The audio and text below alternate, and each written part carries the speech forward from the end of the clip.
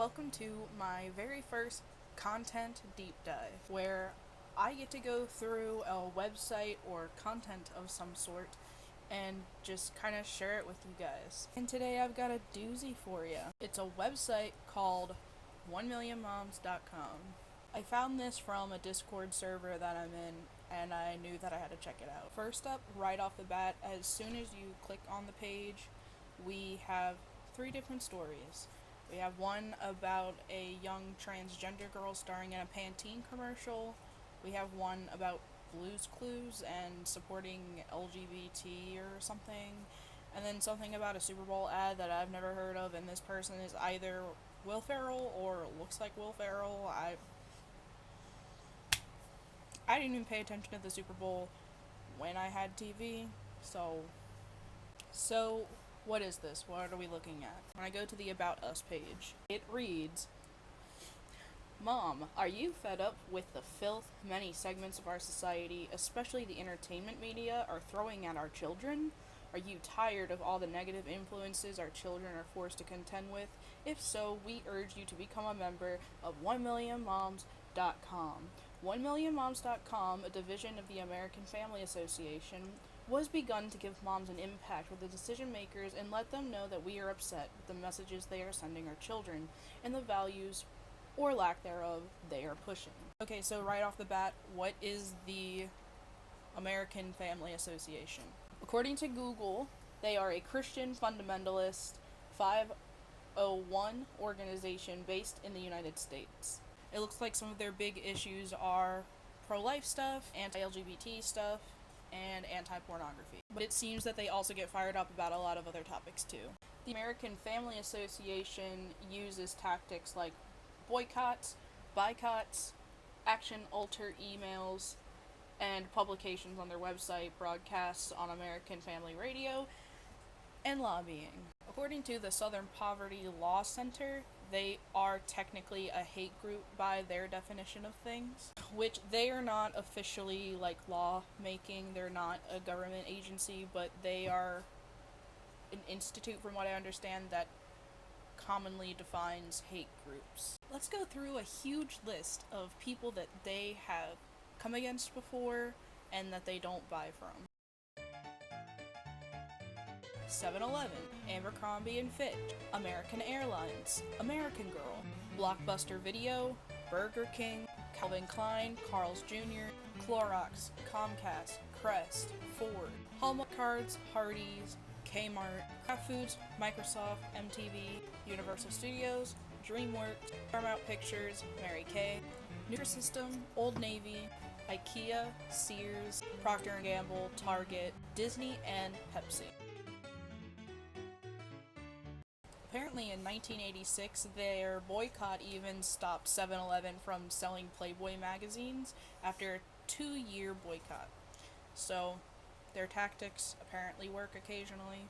Just to give you an idea of some of the knuckleheads that have come out of this group, though according to Wikipedia, they don't really align with this guy anymore, and you're about to find out why. In 2015, the organization officially repudiated views of former director of issues analysis Brian Fisher, including the claim that black people rut like rabbits, that the First Amendment applies only to Christians, that Hispanics are socialist by nature, and come to the United States to plunder the country, that Hillary Clinton is a lesbian, and that homosexuality gave us Adolf Hitler, and homosexuals in the military gave us the brown shirts, the Nazi war machine, and 6 million dead Jews. Now, of course, these things are not humorous. They're hateful, and they're racist, and homophobic, and everything under the sun. But I'm sorry. Homosexuality gave us Hitler? Is that not funny to anybody else? Is that just me? I think that's funny. Come on. Let me say right out the gate, I'm not against organizations that are inherently religious. If you're a foundation that is based in Christian values, or any religious values for that matter, yeah, go ahead, do that. This is just not one of those groups. Their religious beliefs to weaponize against groups of people and not just against a group of people, but in very direct and hateful ways, using very hateful language. So yeah, just wanted to make that distinction right out the gate. Let's continue with this About Us letter, shall we? Our goal is to stop the exploitation of our children, especially by the entertainment media, TV, music, movies, etc. Mom. 1millionmoms.com is the most powerful tool you have to stand against the immorality, violence, vulgarity, and profanity of the entertainment media is throwing at your children. It is time to fight back. So it looks like all you have to do to sign up to join is give them your name, address, and your email. So on the website, they outline exactly what their goal, their plan of action is. So what they do is once you sign up, about once a week they will send you a online petition, it seems, to sign against. So in this case, the Pantene commercial, because it features a young transgender child, and you sign your name. They have a preset letter that they have ready to go, and they send it to a decision maker. Pretty simple. So I went to investigate their social media presence, and when I went to their Reddit page, it looks like they block outsiders. If I had to assume, it's probably to protect themselves from trolls. I found their Facebook most interesting. Their cover page says, "Mom, are you fed up with the trash in today's media?" And oh boy, the comments on this picture were something. One of my favorites: "No child should have to live with two homos. That's messed up. Cindy." Who's Cindy? There's no Cindy. Who is Cindy? This person got really specific. Now, granted, you have to remember these comments are from 5 years ago, so they're a little outdated. "Upset. Changing channels on TV and stopped on TV Land. Preview of new show called Teachable Moments coming January 13th. Advertisement is awful. Teacher is telling them, welcome to 6th grade and all the things that they will be subjected to. Boobs, crabs, and all kinds of things." One child replies, "Jesus Christ, how can such things be on TV Land? So disappointed!" Exclamation point, exclamation point, exclamation point, exclamation point. Guys, I get it, I do. You know, if I were a parent, I of course would monitor what my kids were watching. It's what my parents did. I guess I'm just a little bit baffled by the idea of forcing Christian, or just forcing your religion's values onto media. Like, I think majority of parents would agree that what your child consumes media-wise is important. It's going to dictate what they learn, what they do, what they mimic, what they learn is right. And so I don't have a problem with that. But this group baffles me, it really does. "I am fed up with liberal moms. They are not playing with real society. Why don't they hold their children's hand all the way through high school?" Are they upset that liberal moms do? Or that they don't? Because I thought that conservatives always feel like people hold others' hands for too long, or that they're too coddling. So is it a problem that liberal moms hold children's hands through high school, or not? I'm confused. "I wish the draft was back into existence." What? You what? Why? Why? "And we'd have a lot of less mama's boys." I thought mama's boys were good. What? "And more real men who would stand up for themselves and their families." So when talking about the Pantene commercial, they are, of course, upset with a transgender child being in the commercial. And on their website, the article that talks about this commercial and why the mom should be upset talks about how Pantene is supporting this idea that gender can be chosen. I don't think any trans person, a reasonable trans person, is claiming that they can choose their gender. That's the whole point of wanting to transition, is that they didn't choose their body and they didn't choose how they identify. And that the tagline goes against biblical truth that God made us and knitted us in our mother's womb. These are the kind of verbiage I'm expecting from Christians anyway. It's what I used to hear, so I'm not surprised by that one. By the time that I was researching this morning, there were 17,112 people who had signed this petition. So, not a million moms, but a substantial amount, I guess, care enough. And in this particular situation, the letter that they want to send to decision makers is, I'm not buying into your social agenda to push the LGBTQ's lifestyle. Your latest ad featuring Sawyer and her two moms offends me, as well as many other Christians, Pantene, and P&G. Take note, siding with radical homosexuals has its price. I won't be buying your products either. I'm taking Pantene off my shopping list. We all know children repeat what they hear. There is nothing funny about kids mimicking this behavior. It is extremely destructive and damaging to impressionable children viewing the commercial. Please stick to making hair products, not political and social statements. What is there to say? You know? For a lot of you, this content won't be very shocking or surprising, and really it isn't to me either. But what I'm hoping to highlight by going through this content is to show the depth of homophobia and transphobia, and just hatred in general that is still running within these circles. They don't see it as these things, they see it as legitimate concern. And I get that because I was raised in a similar family. Not that my parents would have ever signed petitions like this, but I guess this is just more of like a version of what I grew up in on steroids. And they are legitimately concerned. But when we highlight things like this, we are aware of still the mindsets that are running through our culture, highlighting the importance that education and awareness still is playing in this country. How representation is, of course, important. That in these circles, I think, I don't know what the answer is. I guess just conversation, meeting them where they're at. Only when you're in a safe environment, only when you feel comfortable to. It is not your responsibility to educate people if you're in the LGBT community or an ally. But yeah, let's keep going. Interestingly, there has been a counter-protest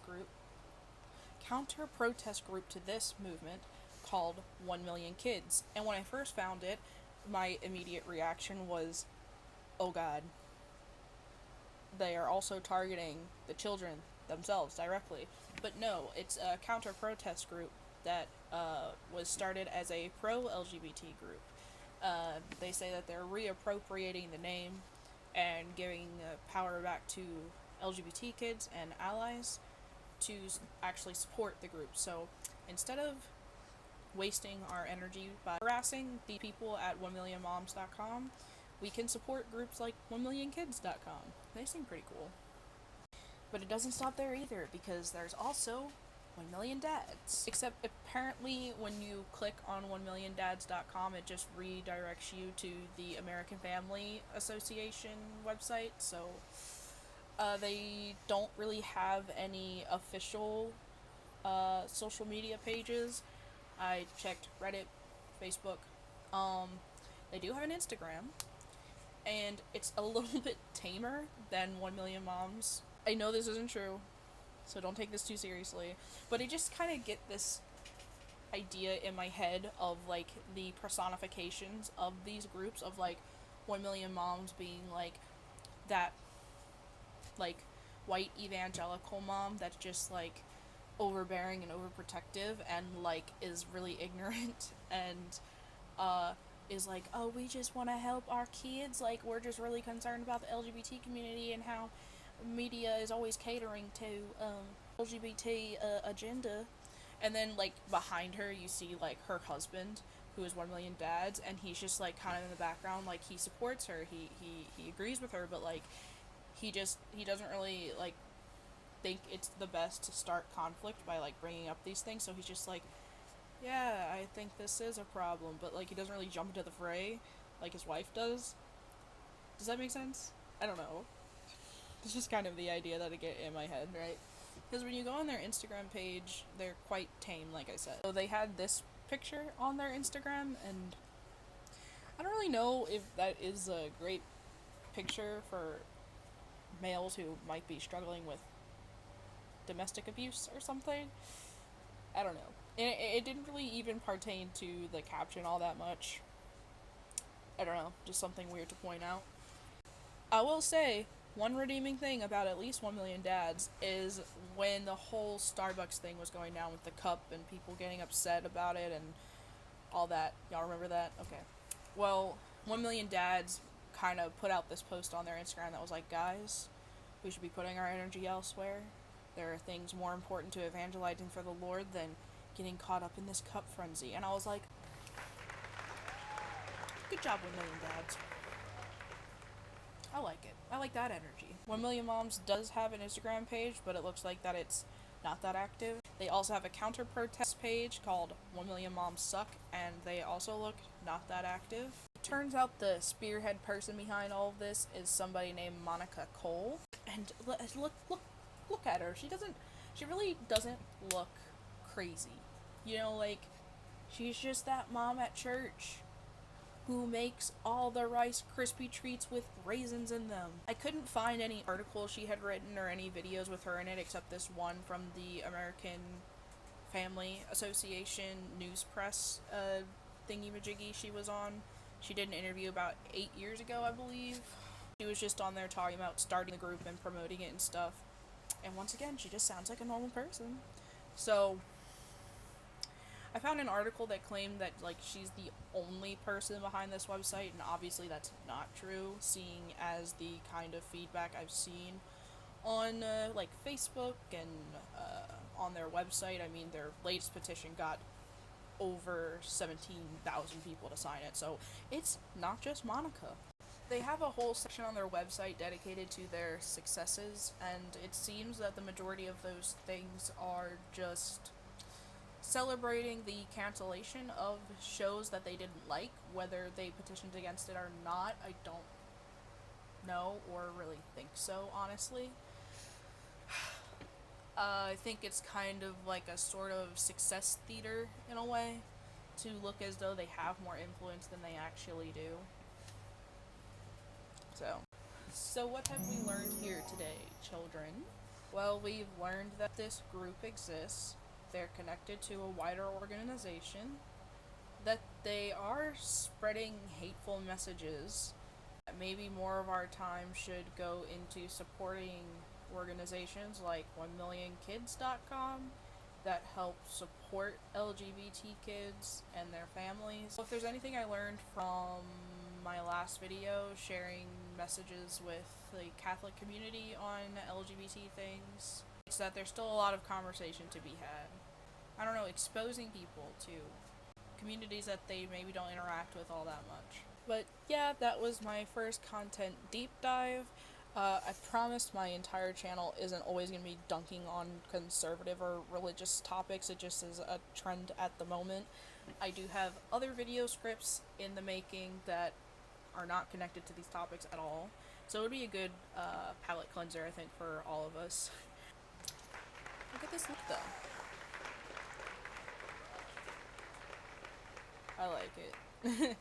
If you want to donate to 1millionkids.com, if you have the money, please don't bend over backwards and kill your wallet. If you have money, please donate to them. I'm sure your resources will be needed, of course. I will put their link down in the description below. If you have any questions or comments or whatever, I'm always in the comments. I read them. Whether or not I'll reply depends on how constructive it is to do so. So, yes. But as always, thank you for watching.